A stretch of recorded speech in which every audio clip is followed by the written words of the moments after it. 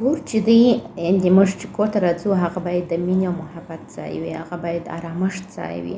هلته باید موږ آرام وکړو، نه د جنګ دپاره، نه د دعوو دپاره، نه د طبیعت خرابېدو دپاره. نو خپل کور ځانو ته جنت وګرځوئ او هلته په خوشبختۍ سره ژوند وکړئ.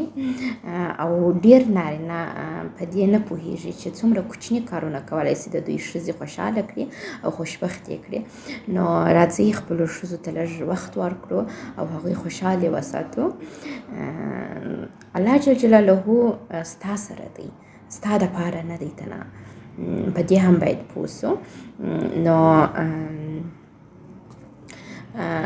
ښځو ته لږ ارزښت ورکړئ.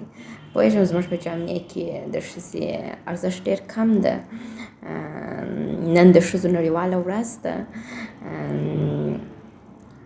حداقل نن یو ځل ورته ووایاست د ښځو نړیواله ورځ ده، زما د طرفه دې درته مبارک وي. زه ډېره مننه کوم چې ته زموږ په کور کې ډېر زحمت کاږې، کار کوې، زما بچیان دې رالوی کړي دي. د ده هر څه لپاره مننه ترې وکړئ.